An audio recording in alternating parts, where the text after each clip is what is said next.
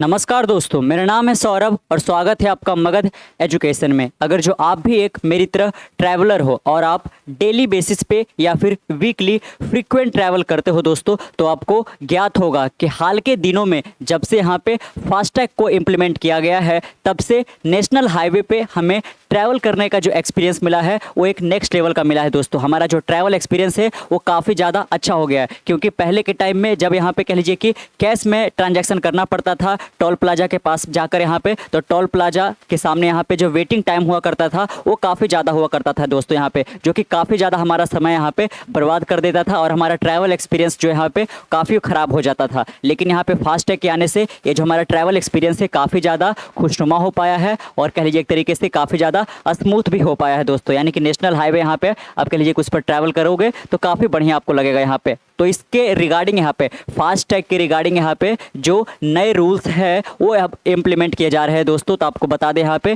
कि आखिरकार ये जो फास्टैग के नए रूल आए हैं वो एक कस्टमर के तौर पर आपको यहाँ पे क्या ध्यान रखने की ज़रूरत है, और साथ में जो सर्विस प्रोवाइडर है जो फास्टैग यहाँ पे इशू करते हैं उनके लिए ये जो यहाँ पे नए नियम लाए गए हैं उनको क्या यहाँ पे ध्यान रखने की ज़रूरत है। लेकिन आपको बता दें कि ये जो फास्टैग का नया नियम लाया गया है ये एनपीसीआई के द्वारा लाया गया है दोस्तों। यहाँ पे national payment corporation of India, जो कि यहाँ पे जो भी फाइनेंशियल ट्रांजैक्शन वगैरह यहाँ पे होते हैं, चाहे वो यूपीआई वगैरह इस तरीके से हो, आरटीजीएस वगैरह हो, चाहे वो आईएमपीएस वगैरह हो या फिर नेफ्ट वगैरह यहाँ पे हो, ये सारा का सारा यहाँ पे जो देखभाल करती है, जो ओवरसी करती है, रेगुलेट करती है, वो एनपीसीआई ही करती है। और ये किसके अंदर आती है दोस्तों? तो आरबीआई हमारे देश के सेंट्रल बैंक है, ये अधीन आता है यहाँ पे, जो फाइनेंशियल ट्रांजैक्शन को यहाँ पे मॉनिटर करने का काम करता है दोस्तों। जैसा कि आप यहाँ पे देख सकते हो, all you need to know about new FASTag rule. यहाँ पे जो ये नया फास्टैग रूल यहाँ पे आया है, इसके क्या क्या नियम कायदे कानून है, इसको हम आज के इस वीडियो में काफ़ी डिटेल में समझने की कोशिश करेंगे। लेकिन आपको बता दें यहाँ पे ये जो नया रूल लाया गया है इसको ऑलरेडी 1 अगस्त यहाँ पे इम्प्लीमेंट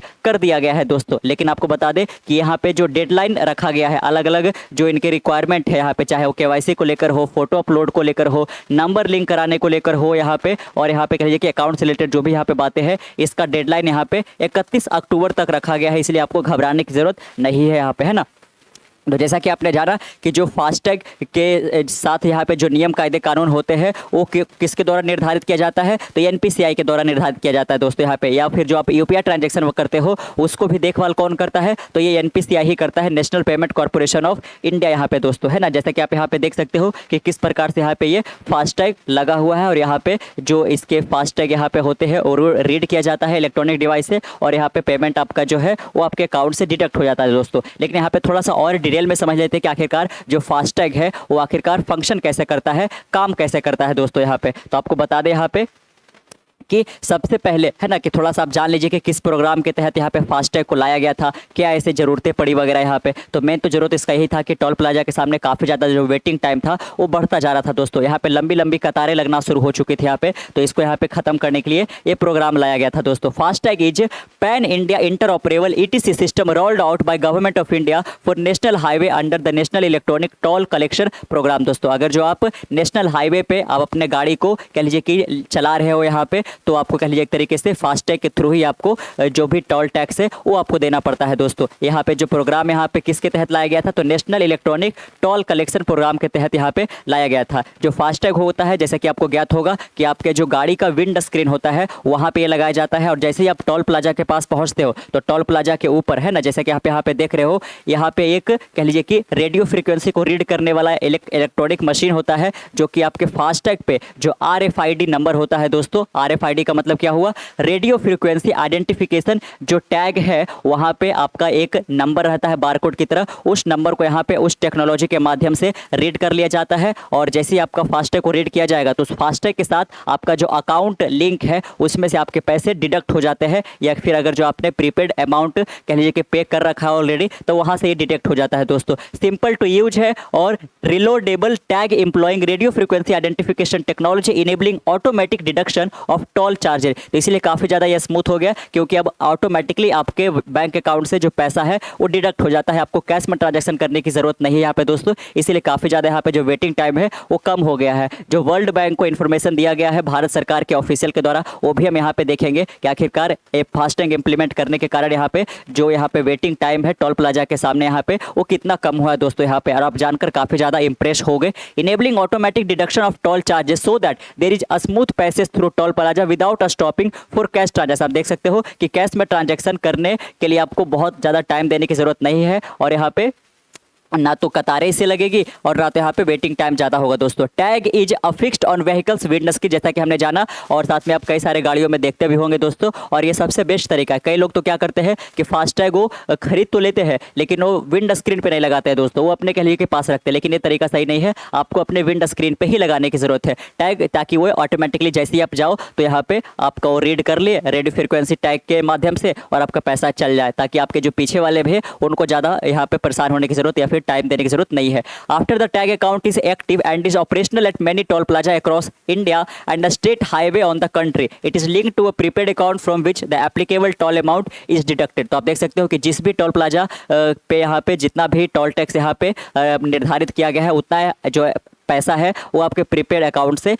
कट जाता है दोस्तों, और काफ़ी ज़्यादा ये स्मूथ हो गया। तो आप देख सकते हो बाकायदा कि आपका जो व्हीकल होता है वहाँ पे आप छोटे से यहाँ पे देख सकते हो कि फास्टैग लगा होता है, और यहाँ पे जो टोल प्लाजा के ऊपर है ये कह लीजिए कि रेडियो फ्रिक्वेंसी को रीड करने वाला यहाँ पे जो टेक्नोलॉजी है, जो मशीन है, वो लगा रहता है, और जैसे ही आप इसको ये रीड करता है अकाउंट से पैसा तुरंत यहाँ पे डिडक्ट हो जाता है दोस्तों, और तुरंत यहाँ पे आप आगे जा सकते हो। यहाँ पे काफ़ी ज़्यादा टाइम देने की ज़रूरत आपको नहीं है। चलिए अब यहाँ पे देख लेते हैं कि वो मेजर 6 जो यहाँ पे रूल लाए गए हैं, जो चेंजेज किया गया है, उसको हम काफ़ी ध्यान से समझने की कोशिश करते हैं। जो पहला है दोस्तों यहाँ पे मैंडेटरी केवाईसी अपडेट। केवाईसी यानी कि नो योर कस्टमर, और आज के दिनों आप जितना भी फाइनेंशियल ट्रांजैक्शन करते हो या फिर आप किसी भी फाइनेंशियल इंस्टीट्यूशन से जुड़े हुए दोस्तों, तो यहाँ पे आपको केवाईसी करवाना काफ़ी ज़्यादा जरूरी हो गया है यहाँ पे, है ना। इसके माध्यम से जो ग्राहक है यानी कि जो कस्टमर है वो यानी कि उस पर्टिकुलर फाइनेंशियल इंस्टीट्यूशन से यहाँ पे जुड़ पाता है यहाँ पे, है ना। FASTag user should check the issuance date of their FASTag account and request replacement from the issuing authority if their account are 5 year or older than that, as this outdated account will become invalid. आप देख सकते हो दोस्तों, आपको काफ़ी ज़्यादा सावधान होने की ज़रूरत है कि अगर जो आपको फास्टैग जो इशू किया गया है उसका टाइम पीरियड 5 साल से ऊपर का हो गया, यानी कि 5 साल पहले ही आपको फास्टैग इशू किया गया था और यहाँ पे अब 5 साल बीत चुका है, तो अब आपको कह लीजिए कि केवाईसी कराना मैंडेटरी है, ऑप्शनल नहीं है कि आप इसको बाईपास कर पाओगे, मैंडेटरी है बिल्कुल। यहाँ पे अब आपको केवाईसी कराना ही पड़ेगा, अदरवाइज आपका जो फास्टैग है वो कह लीजिए कि इनवैलिड करार दिया जाएगा यहाँ पे, और आपको कह लीजिए कि किसी न किसी टोल प्लाजा पे काफ़ी ज़्यादा आपको टाइम वेस्ट हो सकता है यहाँ पे, है ना। क्योंकि वो जब रीड नहीं करेगा तो आपको कह लीजिए कि कैश में ट्रांजेक्शन करना पड़ेगा, या फिर वहाँ पे जो ऑफिशियल होते हैं उनसे आपको डांट भी सुननी पड़ सकती है दोस्तों यहाँ पे। तो आपको क्या करने की जरूरत है, यहाँ पे केवाईसी के तहत यहाँ पे आपका जो फास्टैग है उसको आपको रिप्लेस करना पड़ेगा, अगर जो आपका फास्टैग 5 साल पुराना ऑलरेडी हो चुका है दोस्तों यहाँ पे। Further more account that are at least 3 years old और obligated to update their KYC यहाँ पे, है ना। तो आपने जाना यहाँ पे कि अगर जो आपका फास्टैग 5 साल से ज़्यादा यहाँ पे, है ना, कितने साल से ज़्यादा, तो 5 साल से ज़्यादा अगर जो आपका एक तरीके से फास्टैग को इशू किए हुए हो गया है दोस्तों, तो आपको क्या कराने की ज़रूरत है, आपको यहाँ पे रिप्लेस कराने की ज़रूरत है यहाँ पे, यानी कि आपको अब नया फास्टैग लेने की ज़रूरत है। लेकिन अगर जो आपका फास्टैग को इशू हुए 3 साल से लेकर 5 साल के बीच में हुआ है, यानी कि 5 साल से ज़्यादा नहीं हुआ है, 3 साल से 5 साल के बीच में है दोस्तों, तो आपको यहाँ पे आपका केवाईसी जो है उसको अपडेट कराने की ज़रूरत है, रिप्लेस कराने की ज़रूरत नहीं है। The last date to complete this process is October 31, 2024। और यहाँ पे जो ये अपडेट कराने का हो या फिर रिप्लेस कराने का हो, इसका जो डेडलाइन निर्धारित किया गया है वो 31 अक्टूबर तक किया गया है। लेकिन आप लास्ट मोमेंट तक वेट मत कीजिए, आप जितना जल्द से जल्द हो सकता है यहाँ पे अगले 15-20 दिनों के अंदर अंदर आप अपना ये केवाईसी अपडेट या फिर जो फास्टैग का रिप्लेसमेंट है, चूंकि 5 साल से आपका ज़्यादा हो गया है, तो आप करवा लीजिए दोस्तों, क्योंकि किसी भी प्रकार का अगर जो इसमें फेलियर होता है तो आपको परेशानी बढ़ सकता है। Failure to comply with the new KYC standard might lead to the blacklisting of FASTag, है ना, कि आपको फिर आगे चलकर शायद फास्टैग मिलना भी काफ़ी ज़्यादा मुश्किल हो जाएगा। इसीलिए यहाँ पे जो भी यहाँ पे समय निर्धारित किया गया है इसके बीच में ही आप यहाँ पे रिप्लेसमेंट या फिर अपडेट करा लीजिए दोस्तों। यहाँ पे जो दूसरा यहाँ पे रूल लाया गया है वो लिंकिंग व्हीकल इन्फॉर्मेशन। अब ऐसा नहीं है कि आपके पास अगर जो 2 गाड़ी है तो आप एक ही फास्टैग ले रखे हो, और जब आप पहले गाड़ी को लेकर निकलते हो तो उस पर वो फास्टैग लगा लेते हो, और जब आप दूसरा गाड़ी लेकर निकलते हो तो फिर वो दूसरा वाला फास्टैग लगा लेते हो। अब ऐसा नहीं होगा, क्योंकि हर पर्टिकुलर यहाँ पे गाड़ी के लिए एक इंडिविजुअल फास्टैग ही यहाँ पे एप्लीकेबल हो पाएगा दोस्तों। इसीलिए देख सकते हो कि जो व्हीकल का इन्फॉर्मेशन है वो पर्टिकुलर फास्टैग के साथ यहाँ पे लिंक करना पड़ेगा यहाँ पे, ताकि किसी एक्सीडेंट के कारण यहाँ पे या फिर कोई भी ऐसा प्रॉब्लम होता है तो उस पर्टिकुलर गाड़ी को आइडेंटिफाई किया जा सके दोस्तों। From April 1 one FASTag one vehicle, तो आप देख सकते हो इसका जो स्लोगन है, जो टैगलाइन है, वो भी यही रखा गया है कि वन फास्टैग वन व्हीकल, की एक व्हीकल के लिए अब एक ही फास्टैग होगा दोस्तों। Became mandatory along similar line to ensure that each FASTag is uniquely associated with a specific vehicle। तो आप देख सकते हो कि हर एक फास्टैग जो होगा वो केवल सिंगल एक ही यूनिक व्हीकल के साथ जुड़ा हुआ होगा। Thereby streamlining toll transaction and enhancing accountability, इसके कारण जो अकाउंटेबिलिटी है वो भी काफ़ी ज़्यादा इनहैंस हो पाएगा, और साथ में जो टोल ट्रांजैक्शन में काफ़ी टाइम लगता है वो काफ़ी ज़्यादा स्ट्रीम हो पाएगा, काफ़ी ज़्यादा यहाँ पे और सुविधाजनक, और यहाँ पे कम टाइम लगेगा दोस्तों। All the FASTag user are required to be link to the vehicle registration number, जिसको हम शॉर्ट में VRN नंबर बोलते हैं, व्हीकल रजिस्ट्रेशन नंबर है। आपको अपने गाड़ी का लिंक कराना पड़ेगा आपको अपने फास्टैग के साथ दोस्तों। यहाँ पे चेसिस नंबर हो गया, और साथ में जो ऑनर्स का मोबाइल नंबर है उसको भी आपको लिंक कराने की जरूरत है यहाँ पे, और एक फास्टैग और एक vehicle. For those who have recently purchase a vehicle it is essential to update the registration number on the FASTag without 90 days of the purchase दोस्तों, है ना, कि अगर जो आपने हाल के दिनों में अगर जो कोई गाड़ी आपने खरीदा है तो ये काफ़ी ज़्यादा इसेंशियल है, काफ़ी ज़्यादा जरूरी कर दिया गया है कि आप अपने रजिस्ट्रेशन नंबर को अपडेट करिए अपने फास्टैग के साथ। कितने दिनों के अंदर अंदर दोस्तों? तो 90 दिनों के अंदर अंदर आपको अपना जो यहाँ पे व्हीकल रजिस्ट्रेशन नंबर है, अगर जो आपने नई गाड़ी लिया है तो उसको अपडेट करने की जरूरत है। किसके साथ? तो फास्टैग के साथ दोस्तों यहाँ पे। अदरवाइज आपका जो फास्टैग है वो आगे चलकर इनवैलिड भी हो सकता है यहाँ पे, और आपको काफ़ी ज़्यादा परेशानी उठा सकता है। चलिए, अभी आपने जो यहाँ पे दो रूल देखा वो कस्टमर के लिए है, यानी कि हमारे और आपके जैसे जो भी गाड़ी वगैरह यहाँ पे चला रहे होते हैं यहाँ पे, उनके लिए है दोस्तों। अब यहाँ पे है जो सर्विस प्रोवाइडर है, यानी कि जिनके द्वारा ये फास्टैग इशू किया जाता है, उनके लिए इस पर्टिकुलर NPCI के नए रूल में क्या कुछ कहा गया है। FASTag service provider are now required to perform thoroughly verification of their database, कि जो भी यहाँ पे सर्विस प्रोवाइडर है उनको अपने डेटाबेस को कह लीजिए कि यहाँ पे टाइम टू टाइम थॉरली यहाँ पे कह लीजिए कि वेरीफाई करने की जरूरत है दोस्तों यहाँ पे, ताकि किसी भी प्रकार का कोई इशू वगैरह ना रह जाए। This include confirming that the detail associated with each FASTag match the information in the वाहन डेटाबेस, है ना, कि कह लीजिए कि यहाँ पे उनको क्या करने की जरूरत है, जो सर्विस प्रोवाइडर है दोस्तों यहाँ पे, वो कह लीजिए कि हर एक फास्टैग जो यहाँ पे हर एक फास्टैग का जो यहाँ पे इन्फॉर्मेशन है उसको मैच कराने की जरूरत है वाहन जो डेटाबेस है उसके साथ यहाँ पे। अदरवाइज किसी प्रकार का यहाँ पे गड़बड़ी सामने नहीं निकल कर आए, तो है ना। तो आपने जाना यहाँ पे कि जो फास्टैग यहाँ पे है ना,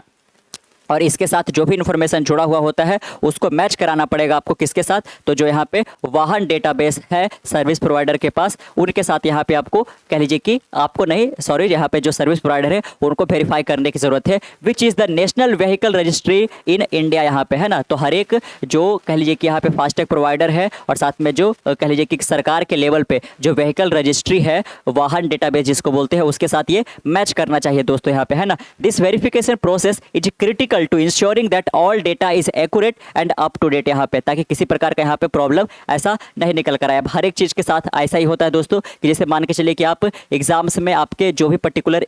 सब्जेक्ट में कितने नंबर आए हैं, अगर जो वो नंबर उस पर्टिकुलर जो स्कूल है या फिर इंस्टीट्यूशन या कॉलेज है उसके डेटाबेस से आपका जो मार्क्स है वो मैच नहीं करेगा, तो कह लीजिए कि आपको परेशानी हो सकता है दोस्तों, है ना। कि आप कहोगे कि नहीं मेरे तो 50 में कह लीजिए कि 45 नंबर आए थे, लेकिन जो डेटाबेस पे नंबर चढ़ा वो केवल 35 चढ़ा दोस्तों, तो एक्यूरेट किसको लिया जाएगा? 35 को लिया जाएगा, और यहाँ पे आप कह लीजिए कि प्रॉब्लम में आ जाओगे यहाँ पे, है ना। इसीलिए काफ़ी ज़्यादा जरूरी होता है कि क्रॉस वेरिफिकेशन किया जा सके, जो वाहन यहाँ पे डेटाबेस है उसके पास क्या रिकॉर्ड है और साथ में जो फास्टैग के साथ इन्फॉर्मेशन है क्या वो मैच कर रहा है कि नहीं कर रहा है। लेकिन इसकी रिस्पॉन्सिबिलिटी किसको दिया गया है? तो जो सर्विस प्रोवाइडर है उनको दिया गया है दोस्तों, क्योंकि फास्टैग से जो भी रिलेटेड जो यहाँ पे इन्फॉर्मेशन है वो उन्हीं के पास होता है यहाँ पे। जो चौथा यहाँ पे है वो फोटो अपलोड रिक्वायरमेंट, कि आपको अब यहाँ पे आपका अपना रिसेंट फोटो यहाँ पे हाल के दिनों में जो आपने फोटो खिंचाया है उसको आपको अपलोड करने की जरूरत है, to prevent misuse and ensure that the vehicle associated with the FASTag is correctly identified. जिनके नाम से भी फास्टैग इशू किया गया है उनको करेक्टली यहाँ पे कह लीजिए कि आइडेंटिफाई किया जा सके, और साथ में यहाँ पे आपके फास्टैग के साथ कोई मिस यूज या फिर आपके गाड़ी के साथ कोई मिस यूज वगैरह यहाँ पे नहीं हो। इसके लिए काफ़ी ज़्यादा जरूरी हो गया है कि आपको अपना जो रिसेंट फोटो है उसको अपलोड करने की ज़रूरत है दोस्तों। Further enhancing security and identification, जिससे जो आपका यहाँ पे सुरक्षा है और साथ में जो आपका पहचान है वो कह लीजिए कि इन्हांस हो पाएगा। FASTag provider must upload clear photograph of the vehicle, this include images of the vehicle's front and side, a clear view of the FASTag affix to the vehicle. आप देख सकते हो कि आप अपना फोटो तो अपलोड करोगे ही, साथ में यहाँ पे जो कह लीजिए कि गाड़ी है, आपका जो व्हीकल है उसका फ्रंट वाला हिस्सा और उसका रियर वाला यानी कि बैक वाला हिस्सा, उसको भी आपको यहाँ पे जो भी सर्विस प्रोवाइडर है उनके साथ शेयर करना पड़ेगा आपको दोस्तों। और जो यहाँ पे फ्रंट वाला उसका जो होगा उस पर बाकायदा यहाँ पे क्लियरली विजिबल होना चाहिए जो आपका फास्टैग इशू किया गया है वो वाला आप देख सकते हो बाकायदा। This include images of the vehicle's front side and a clear view of the FASTag affix, यहाँ पे कि फास्टैग उसमें यहाँ पे क्लियरली विजिबल होना चाहिए यहाँ पे। तो आपको फ्रंट और बैक दोनों का यहाँ पे गाड़ी का जो फोटो है वो बिल्कुल क्लियर में यहाँ पे है ना, एक अच्छे कैमरा या एक अच्छे फ़ोन से आपको खींचकर अपलोड करने की ज़रूरत है, ताकि आपका जो आइडेंटिफिकेशन हो गया या फिर जो आपका सिक्योरिटी वगैरह हो गया, आपके फास्टैग के साथ कोई मिसयूज वगैरह ना हो जाए दोस्तों। यहाँ पे इसको इन्हांस करने के लिए यहाँ पे लाया गया है दोस्तों। उसके बाद यहाँ पे आता है mobile number linking, each FASTag must be link to the owner's mobile number. यहाँ पे तो आपने देखा यहाँ पे अभी तक आप क्या जान चुके हो कि जो आपका यहाँ पे फास्टैग है ना, वो सिर्फ और सिर्फ यहाँ पे केबल और केबल एक ही व्हीकल के साथ यहाँ पे लिंक होना चाहिए। और एक व्हीकल के साथ लिंक होने का मतलब क्या है दोस्तों यहाँ पे कि उस व्हीकल के जो मालिक हैं, उस व्हीकल के जो ऑनर यहाँ पे है, उनका जो नंबर है वो इस फास्टैग के साथ यहाँ पे जुड़ा हुआ होना चाहिए। यहाँ पे each FASTag must be link to the owner's mobile number, this requirement is intended to facilitate better communication between FASTag provider and user. यहाँ पे ताकि अगर जो आपके फास्टैग के साथ कोई इशू वगैरह आता है तो जो आपके सर्विस प्रोवाइडर है वो डायरेक्टली आपसे बात कर सके। यहाँ पे ऐसा नहीं है कि फास्टैग आपके नाम पर इशू है और आपने नंबर यहाँ पे अपने कजन वगैरह का दे रखा है, तो जो सर्विस प्रोवाइडर है वो किनको कॉल करेंगे, आपके कजन को करेंगे, लेकिन गाड़ी वगैरह कौन यूज कर रहा है तो आप यूज कर रहे हैं यहाँ पे। तो कह लीजिए कि यहाँ पे कम्युनिकेशन सही से नहीं हो पाएगा यहाँ पे, और प्रॉब्लम को सॉर्ट आउट करने में भी दिक्कत होगा दोस्तों यहाँ पे, है ना। तो देख सकते हो FASTag provider and user ensuring that user receive timely update and notification regarding their FASTag status. तो इससे एक और सुविधा आपके लिए क्या हो जाएगा कि किसी भी प्रकार का जो अपडेट होगा वो आपके साथ डायरेक्टली यहाँ पे शेयर किया जाएगा दोस्तों। यहाँ पे जो भी यहाँ पे फास्टैग का जो स्टेटस है वो आपको अप टू डेट होता रहेगा यहाँ पे। चलिए और आगे यहाँ पे बढ़ते हैं, और जैसा कि हमने बात किया था कि फास्टैग का इम्पैक्ट आखिरकार यहाँ पे हमारे ट्रैवल एक्सपीरियंस पे कैसा पड़ा है, जो वेटिंग टाइम होता है टोल प्लाजा के सामने यहाँ पे उस पर कैसा असर पड़ा है दोस्तों, है ना। देख सकते हो यहाँ पे waiting time down from almost 12 minute to 47 second at toll plaza है। तो देख सकते हो कि जो पहले वेटिंग टाइम लगता था 12 मिनट का, यहाँ पे ये एवरेज की बात की जा रही है। वैसे तो कहीं कहीं पे घंटों घंटों का वक्त लग जाता था दोस्तों, और लंबी कतारें लग जाती थी यहाँ पे, लेकिन अगर जो हम ऑन एन एवरेज की बात करें तो ये 12 मिनट का था, जिसको फास्टैग आने के बाद यहाँ पे घटाकर कितना कर दिया गया है, महज 47 सेकंड किया गया है। लेकिन आपको बता दें कि ये वाला जो यहाँ पे डेटा है, ये जो इंडिया टुडे है उन्होंने रिपोर्ट किया था यहाँ पे, और आप देख सकते हो ये 11 दिसंबर 2023 का है, यानी कि लगभग आज से 7-8 महीना पहले का है दोस्तों। अब ये 47 सेकंड जो है टाइम वो घटकर थोड़ा और कम हुआ है, लेकिन ये जो नया वाला रूल लाया गया है इसके कारण यहाँ पे ट्रैवल एक्सपीरियंस आपका और ज़्यादा अच्छा हो पाएगा, और जो वेटिंग पीरियड है वो और काफ़ी कम हो पाएगा, और लगभग यहाँ पे घटकर ये 10 सेकेंड 5 सेकेंड तक यहाँ पे लाने की कोशिश की जा रही है दोस्तों। ये वाला जो इन्फॉर्मेशन है कि अब हमारा जो टोल प्लाजा पे वेटिंग टाइम है 12 मिनट से घटकर 47 सेकेंड तक पहुँच गया है, ये इन्फॉर्मेशन शेयर किया गया था जो हमारे गवर्नमेंट के ऑफिशियल है, चाहे वो NHAI के हो चाहे NPCI के हो। ये किनको शेयर किए थे तो वर्ल्ड बैंक के ऑफिशियल के साथ शेयर किए थे यहाँ पे, कि जब से हमने अपने नेशनल हाईवे पे फास्टैग का यहाँ पे इम्प्लीमेंटेशन किया है, तब से यहाँ पे जो इंडिया के अंदर रेल नेशनल हाईवे पे ट्रैवल करने का एक्सपीरियंस है इंडियंस के लिए काफ़ी बढ़िया हुआ है दोस्तों यहाँ पे, है ना, जो कि काफ़ी बढ़िया बात है यहाँ पे, है ना। क्योंकि टाइम यहाँ पे अगर जो आपके ट्रैफिक में खराब होता है वो तो समझ में आता है, लेकिन टोल प्लाजा पे खराब होता है तो ये काफ़ी प्रॉब्लमेटिक यहाँ पे हो सकता है आपके लिए, है ना। चलिए अब यहाँ पे बात करते हैं कि सैटेलाइट बेस्ड टोल सिस्टम यहाँ पे इसके क्या प्रॉस और कॉन्स हो सकते हैं दोस्तों, क्योंकि अभी तक जो आपने देखा वो तो रेडियो फ्रीक्वेंसी पे काम कर रहा है, और जस्ट आपका जो कार है उससे इतना ऊपर यहाँ पे लगा रहता है। अगर जो ये सैटेलाइट के थ्रू यहाँ पे आपके अकाउंट से पैसा वगैरह कटे तो ये कितना और ज़्यादा बढ़िया हो पाएगा, और इसके साथ यहाँ पे क्या कॉन्स यहाँ पे, है ना, कि इसके साथ यहाँ पे डिसएडवांटेजेस क्या जुड़े हुए वो भी हम समझने की कोशिश करेंगे। तो आप देख सकते हो कि आगे आने वाले दिनों में यहाँ पे जैसे कि स्टारलिंक के साथ भी यहाँ पे इंडियन गवर्नमेंट बात कर रही है, या स्टारलिंक के तहत यही होगा कि जो अब तक यहाँ पे जियो और एयरटेल या फिर VI वगैरह या BSNL वगैरह यहाँ पे जो आपको नेट का सर्विस यहाँ पे प्रोवाइड कर रहे हैं, जो ये टेली कम्युनिकेशन जो कंपनियां हैं वो कहिए कि अपने ऑप्टिकल फाइबर के थ्रू यहाँ पे नेट्स यहाँ पे दे पा रहे हैं दोस्तों। लेकिन जो स्टारलिंक है यानी कि इलोन मस्क का जो कंपनी है यहाँ पे SpaceX, उसका एक सब्सिडरी यहाँ पे पार्ट है, एक तरीके से कह लीजिए कि स्टारलिंक, उस स्टारलिंक प्रोजेक्ट के तहत यहाँ पे अब तक जो है 100 देशों में सैटेलाइट बेस्ड जो इंटरनेट यहाँ पे सर्विसेज है वो ऑलरेडी दिया जा रहा है, लेकिन इंडिया के अंदर नहीं आया। तो यहाँ पे अगर जो इंडिया के अंदर वो वाला सर्विस आ जाएगा तो इसको इम्प्लीमेंट करना इंडिया के अंदर काफ़ी ईजी हो जाएगा कि आपका सैटेलाइट बेस्ड टोल सिस्टम पूरी तरह से कर दिया जाएगा यहाँ पे, है ना। तो टोल प्लाजा के सामने जो आप देख सकते हो कि ये जो आपके रेडियो फ्रिक्वेंसी का यूज करके यहाँ पे जो आपका यहाँ पे रीड किया जाता है फास्टैग को, उसकी भी जरूरत खत्म हो जाएगी यहाँ पे। तो चलिए अब यहाँ पे एक करके यहाँ पे इसके पहले एडवांटेज देख लेते हैं और इसके साथ डिसएडवांटेज क्या है यहाँ पे वो भी हम देखेंगे। तो जो पहला यहाँ पे है वो है एक्यूरेट मॉनिटरिंग दोस्तों यहाँ पे, है ना, कि सैटेलाइट के थ्रू अगर जो मॉनिटर किया जाएगा तो ये काफ़ी ज़्यादा एक्यूरेटली किया जाएगा। Enable precise tracking of vehicle usage and road condition यहाँ पे, है ना। तो अगर जो हम कह लीजिए कि सैटेलाइट बेस्ड टोल सिस्टम का यूज करते हैं तो रोड का कंडीशन कैसा है और साथ में जो व्हीकल का यूज किया जा रहा है वो किस प्रकार से किया जा रहा है, इसका जो ट्रैकिंग है वो काफ़ी ज़्यादा प्रिसाइजली और एक्यूरेटली किया जा सकता है यहाँ पे। जो दूसरा इसके साथ एडवांटेज जुड़ा है वो है रिड्यूस कंजेशन दोस्तों, facilitate dynamic tolling adjusting rate to manage traffic flow effectively. इसके कारण क्या हो पाएगा, जो यहाँ पे 47 का सेकेंड का जो टाइम लगता है इसको घटाकर और कम किया जा सकता है यहाँ पे, है ना, और काफ़ी स्मूथली यहाँ पे कह लीजिए कि गाड़ी को टोल प्लाजा से आगे निकाला जा सकता है। इनहैंस कन्वीनियंस, जो कन्वीनियंस है यहाँ पे जो सुविधा है उसको भी काफ़ी ज़्यादा बढ़ाया जा सकता है। Eliminate the need for physical toll booth reducing wait time and fuel consumption दोस्तों यहाँ पे, है ना,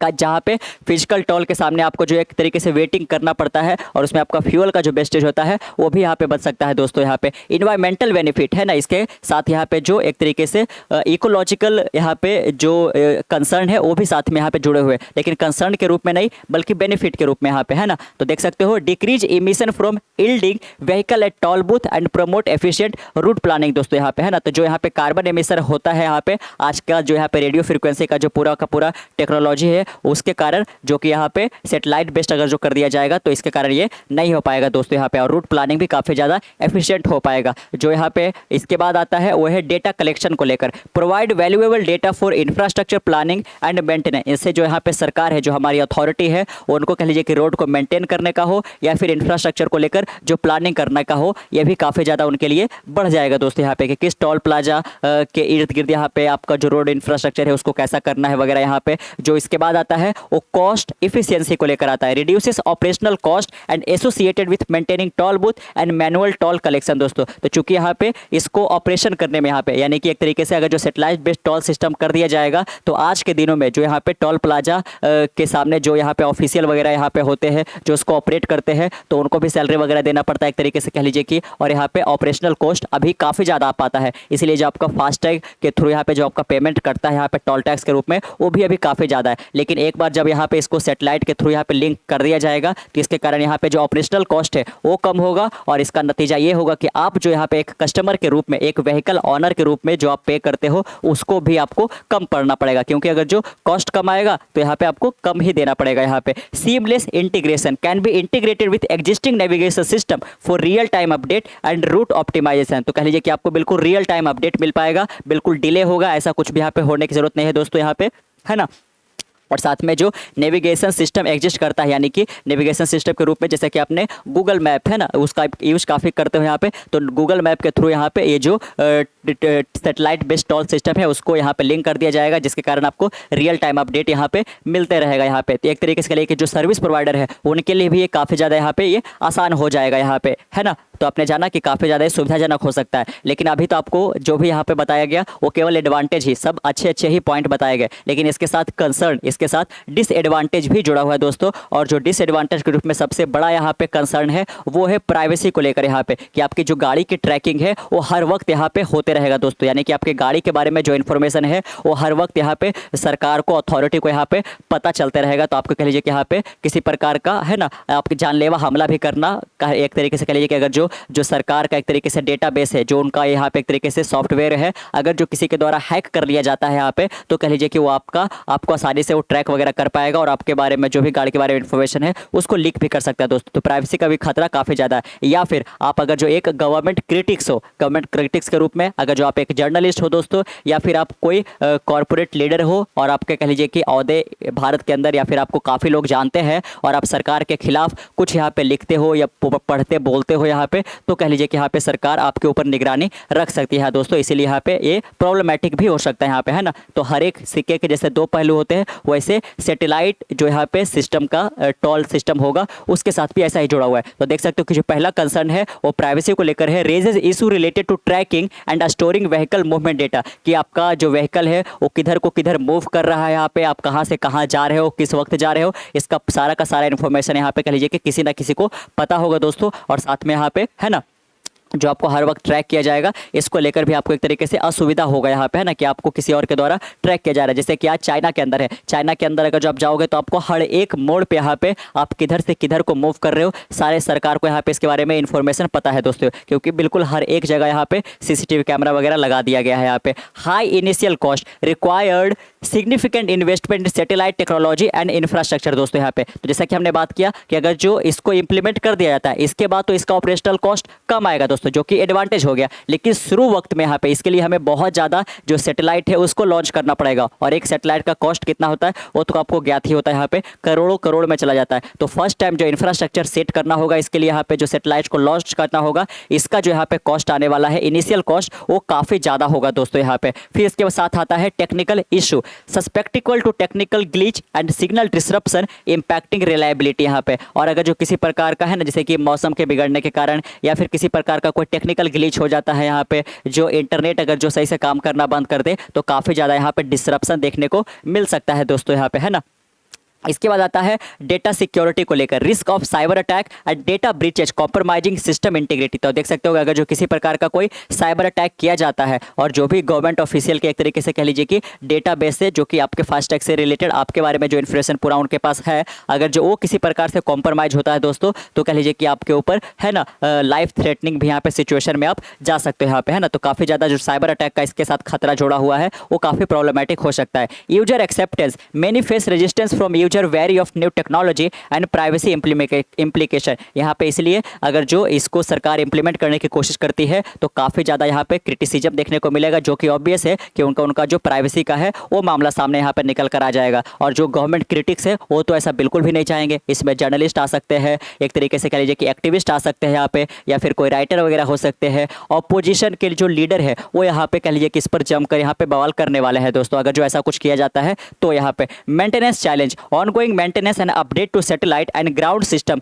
कैन बी कॉस्टली, है ना। और अगर जो आपने जो सैटेलाइट को लॉन्च किया है, अगर जो सैटेलाइट में किसी प्रकार का कोई माल फंक्शनिंग हो जाता है यहाँ पे, तो कह लीजिए कि यहाँ पे इस वक्त भी काफ़ी ज़्यादा कॉस्ट लग सकता है, यानी कि मेंटेनेंस चार्ज भी इसके काफ़ी ज़्यादा होंगे, जो कि अब के जो अभी सिस्टम है जो करेंटली यहाँ पे चल रहा है उसमें काफ़ी ज़्यादा मेंटेनेंस चार्ज नहीं आता है दोस्तों यहाँ पे। भले ही उसके लिए जो यहाँ पे ऑफिशियल वगैरह को रखना पड़ता है, एक तरीके से जो जॉब पे रखना पड़ता है, उनको यहाँ पे सैलरी वगैरह देने में जो पैसा जाता है वही मेन रूप से जाता है यहाँ पे। जो आखिरी यहाँ पे इसका डिसएडवांटेज है वो है लीगल और अथॉरिटी हर्डल्स को लेकर, यहाँ पे required coordination with various government body to address legal and regulatory challenges. यहाँ पे अगर जो सरकार इसको लेकर आती है तो जो यहाँ पे सुप्रीम कोर्ट वगैरह यहाँ पे है, जो अलग अलग राज्यों के जो हाई कोर्ट है उनका इस पर क्या रिएक्शन आएगा, ये भी काफ़ी ज़्यादा पेचीदा हो सकता है। तो कैसा लगा आपको फास्टैग के न्यू रूल, जो कि एनपीसीआई द्वारा यहाँ पे 1 अगस्त से ही कह लीजिए कि इम्प्लीमेंट किया गया है, इसको लेकर यहाँ पे दोस्तों। और अगर जो आप एक ऑनर हो, आप व्हीकल ड्राइव करते हो, तो आपको ये 6 पॉइंट को काफ़ी ज़्यादा ध्यान में रखने की ज़रूरत है, अदरवाइज आपका जो फास्टैग है वो किसी भी वक्त यहाँ पे इनवैलिड करार दिया जा सकता है। तो कैसा लगा आपको वीडियो यहाँ पे नीचे कमेंट बॉक्स में जरूर साझा कीजिएगा, और मिलते कल एक नई वीडियो के साथ। तब तक के लिए keep learning, keep growing. This is Saurabh signing off, see next one, bye bye.